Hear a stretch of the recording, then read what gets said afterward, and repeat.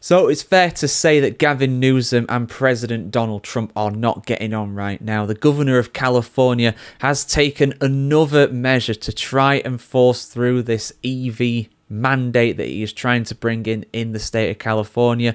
I'll get into details about that soon. There's quite a bit of backstory when it comes to these two. I think Trump said recently that he would not get in the way of Newsom being arrested, and on top of that as well, Trump also went over Newsom's head to calling the National Guard to the city of Los Angeles to try and calm down the protesters, which Newsom did not want. So the two do not get on, to say the very least. Even by the standards of Democrats and Republicans, I think there's a fair bit of water under this bridge between the two of them. But what's Newsom done now? Well, I'll get into that in this video, guys, and I'll give my thoughts on what is likely to happen off the back of this as well. So immediately after President Donald Trump signed a congressional bill overturning California's 2035 gasoline-powered car ban, Governor Gavin Newsom ordered the state to continue with the phased-in ban, and California Attorney General Rob Bonta filed a lawsuit to stop the ban from being overturned. So effectively, the ban was agreed upon by the government of California,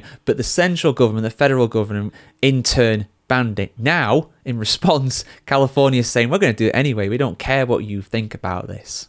Again, I'll get into it more at the end. Newsom recently said in a statement on this issue, "We won't let this illegal action by Trump and the Republicans in the pockets of polluters stand in the way of common sense policy to clean out the air, protect the health of our kids, and compete on the global stage. I'm signing an executive order to keep California on track with our world-leading transition to cleaner cars." However, Californian Republicans say this standard is unrealistic and that infrastructure and funding do not exist to meet the governor's standards, which is very much something shared by a lot of Californians. I see in my comments, I see in the comments of these actual articles and everything to do with this story, guys. I mean, thank you all for your support, obviously. And yeah, basically the infrastructure just isn't there right now. I mean, even for the amount of electric vehicles they have at the moment, power cuts and blackouts are really common across the state of California. There is just not the support there for it, even at this stage now, let alone if it ramps up to effectively being pretty much all electric vehicles in 10 years' time.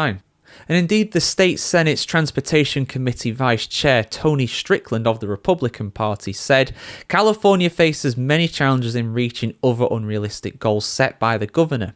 These include not enough energy capacity, poor infrastructure, and too few public and electrical charging stations. Currently, we need at least 2.1 million public charging stations to meet earlier mandates, and California currently has less than 200,000. So do the maths, there's not enough there, not even close. Now, California is not the only state to have these kinds of measures. There are other states that have wanted to implement something similar to this or something a bit more scaled back. 17 of those in total. And what California does when it comes to these bans is really, really crucial.